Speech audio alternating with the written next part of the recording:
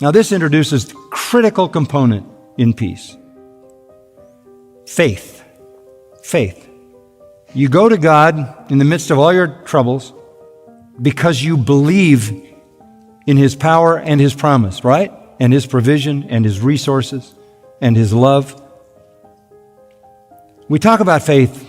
I need more faith. How do I get more faith? I'm going to make it real simple for you. Write it down. Faith is primarily thinking. Thinking. It's not something floating out in space. It's thinking. It's thinking. Thinking about what? God, His person, His attributes, His words, His works, His power, His promises. The more you read about God and think about God, the greater God becomes, and the greater God becomes in your thinking, the greater your faith will be in Him.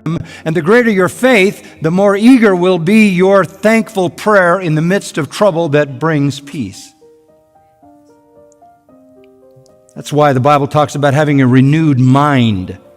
Romans 12, Ephesians 4:23, Colossians 3:2. It's about how you think. And to make that indelibly clear, go to verse 8 in Philippians 4. Finally, brethren, listen, here's the last word on this.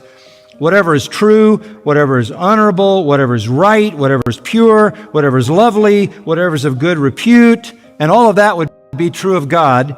If there's any excellence and anything worthy of praise, think on these things. And if you're thinking on those things, you're thinking about God.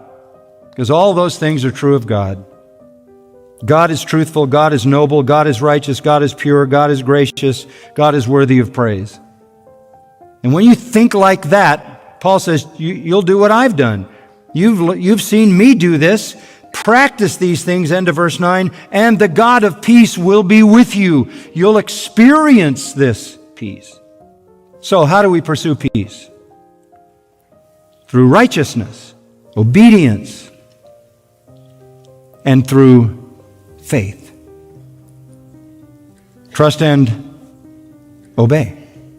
We go back to those things over and over, don't we?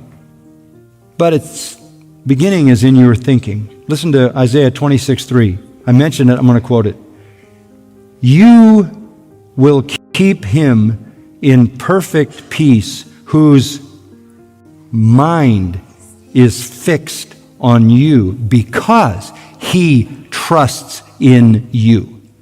Perfect peace is the product of perfect trust. Perfect trust is the result of perfect knowledge of God. The more you know about God, the more you trust Him. The more trustworthy He is, obviously, in your mind. The more you trust Him, the more eagerly you go to Him in the midst of your trouble with thankful prayer. And when you go to Him in your trouble with thankful prayer, the peace of God floods your soul beyond comprehension. This is a staggering promise in verse 27. It's not surprising that I couldn't get past one verse, right?